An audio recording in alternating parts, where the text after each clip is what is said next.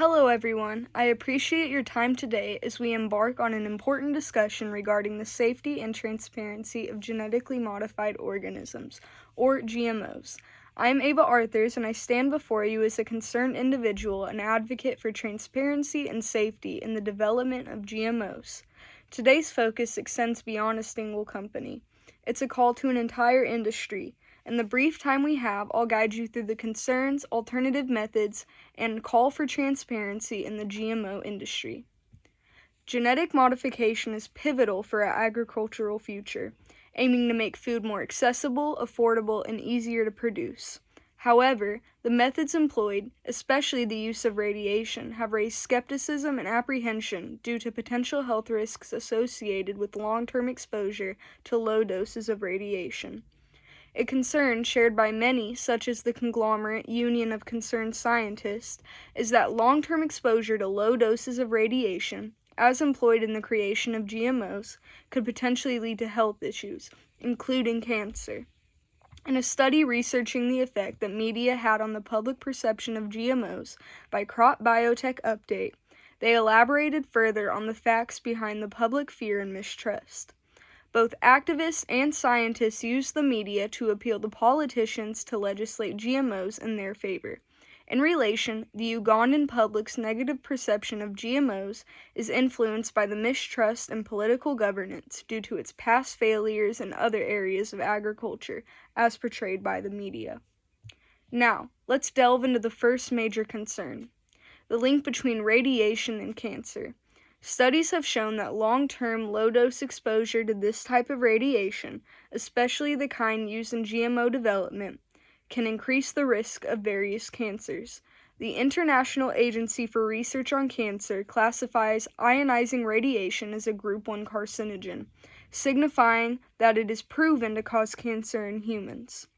This raises significant concerns about the safety of GMOs through radiation-induced genetic alteration.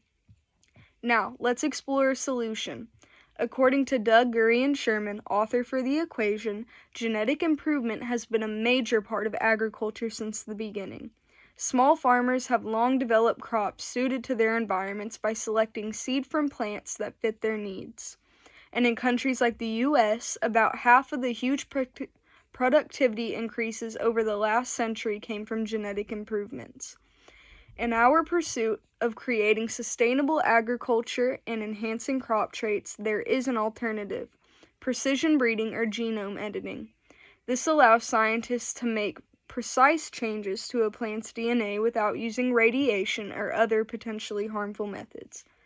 Another promising avenue is marker-assisted selection, or MAS, which involves selecting specific genes associated with desirable traits without introducing external DNA, as was the method previously mentioned by Gurian-Sherman.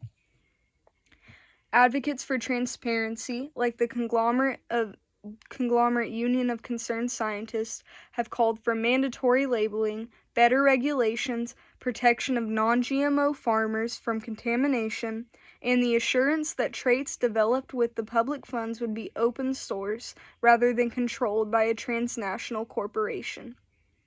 Recognizing unrecognized genome components in GMOs is critical, as according to the information given by Conglomerate Union of Concerned Scientists, these components could lead to allergic reactions in some individuals. There is a lack of long-term health risk data for GMOs. The relatively recent introduction of GMOs into the market means that comprehensive, long-term studies on their health effects are limited. We must prioritize our safety and explore alternative genetic modification techniques. Now, some might argue that radiation-induced genetic modification is cost-effective and efficient. While this may be true in the short term, we must not prioritize efficiency over safety and long-term sustainability. The potential health risks and environmental impact must be carefully considered in the quest for efficiency. In conclusion, I present these suggestions not as a critique, but as an enrichment of the ongoing conversation around GMOs. Each one of us, as consumers and advocates for our well-being, has a role to play in ensuring that the development of GMOs prioritizes safety and transparency. Through these actions, we can work toward a safer and more sustainable future for agriculture while ensuring the well-being of consumers and the environment. Now, let's address the questions you may have. Layla Rickman's question was, you mentioned safer techniques to lower the risk of health concerns in GMO testing. Are there any new testing methods being developed for these techniques? Thank you, Layla, for that insightful question. Indeed, scientists are continually exploring new testing methods to ensure the safety of alternative genetic modification techniques like precision breeding and genome editing. Ongoing research focuses on enhancing testing protocols to minimize health risks and improve the overall safety of GMOs. Caleb Seeger's question is, do you feel that the level of research the FDA has approved for use is at fault, or are the industries utilizing this method the main threat? Great question, Caleb. It's crucial to recognize that responsibility lies with both the regulatory bodies like the FDA and the industries utilizing GMO methods. While the FDA plays a vital role in approving research, it's equally essential for industries to adhere to rigorous safety standards. Transparency and collaboration between regulatory bodies and industries are key to ensuring the safe development of GMOs. Ryan Colette's question is, there is food claiming to be non-GMO. According to food laws in the U.S., is this food required to be fully non-GMO, or are there specific percentage requirements? Thank you, Ryan, for bringing up an essential aspect of this discussion. In the U.S., food labeled as non-GMO are not required to be completely free of GMO. The USDA has set specific guidelines allowing a small percentage of GMO content in products to be labeled as non-GMO. This highlights the need for more stringent regulations and transparent labeling practices to protect consumer interests.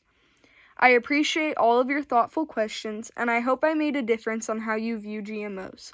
Let's delve deeper into the complexities of GMO development and its implications for our society. Thank you.